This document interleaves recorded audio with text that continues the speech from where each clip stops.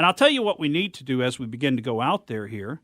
What we need to do is we need to get used to water world, right? We need to think about that. We need to think about, okay, who are we going to be marrying in the future, all right? Maybe it's mermaids and mermen, right? So maybe we need to reacquaint ourselves with all of that mythology.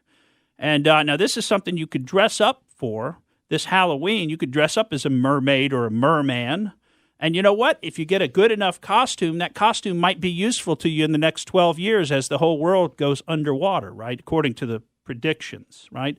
So mermaids, it's interesting because the idea of a half-human, half-fish creature, goes back thousands of years. It goes back all the way to the Chaldeans and one of their sea gods called Yah or Janus, as the Greeks would call it, Janus, but the Chaldean sea god, which was half man, half fish.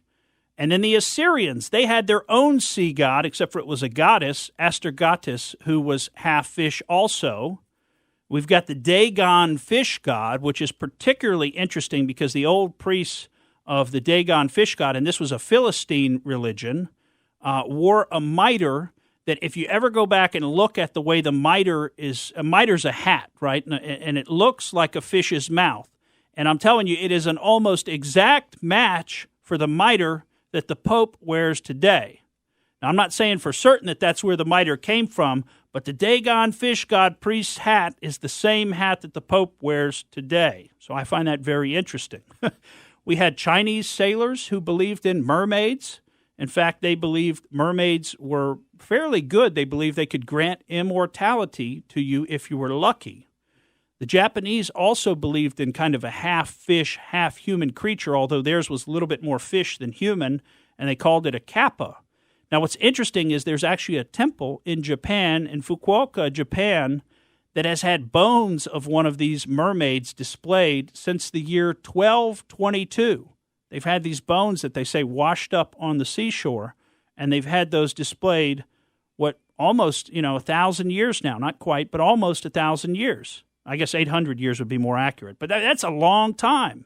So these stories have been around for a long time. If you remember the Greeks, if you read Greek mythology growing up, which I know a lot of us did, the Greeks actually feared the mermaids and kind of considered them to be sirens, which are those creatures that are half animal, half human, because some of the sirens were like harpies that were based on birds, not fish. But, of course, the mermaids are half fish, half human woman in Greek mythology. And these creatures, these half animal, half human creatures, would sing songs that would try to draw the Greek sailors to their death. Of course, we had the stories of a couple of named mer creatures, which would be Aphrodite. Now, she wasn't described as being half fish, but if you remember her origin story, she came out of the sea. She was the goddess of love and supposedly the most beautiful goddess. And then we also had Triton, who was the son of Poseidon, who was half fish and was kind of the messenger of the oceans. Now, these also came up, mermaids did, in the 1001 Arabian Nights, if you remember, that old group of fairy tales, we'll call it.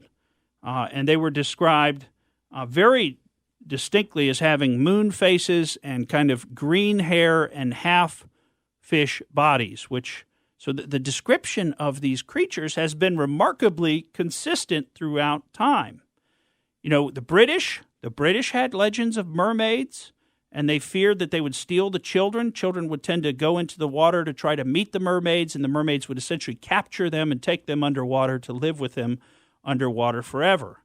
Now, in medieval times, getting closer to the present, in medieval times, the reality of mermaids was taken completely for granted. They believed that mermaids existed. And you'll see on a lot of the old maps, you'll see depictions of whales, other sea monsters, and mermaids.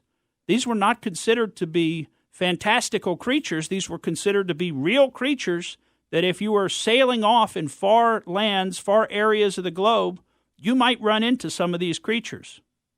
How about this? I think this is fascinating. There's Edward Snow, who was a writer, and we're going back to the 1600s, in his book, his story, Incredible Mysteries and Legends of the Sea.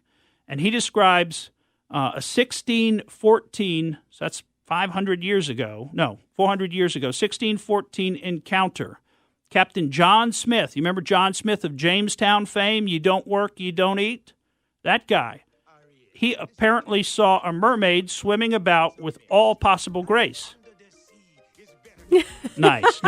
Are we running out of time? He pictured her as having large eyes, a finely shaped nose, and with somewhat short, well-formed ears. Smith goes on to say that her long green hair imparted to her an original character that was by no means unattractive. And the story goes on to tell us that that Smith began to experience feelings of love for the mermaid. So, okay, we know there wasn't a lot of food there in Jamestown, and maybe there's a little bit of hallucination going on. To bring us a little bit further to the present, 1836, the fairy tale The Little Mermaid by Hans Christian Andersen is actually credited with fully popularizing mermaids in the public consciousness. So that brings us to the present. Folks, you better get used to mermaids, because if scientists are right, we're all going to be living underwater, and you're going to have to marry one soon. I'm Morgan Streetman. That's the way I see it. Thank you for listening to the Morgan Streetman Show. We hope you enjoyed what you heard, and if you did, please click like and subscribe to help us out. And remember that we recommend that you exercise your brain at least once a week.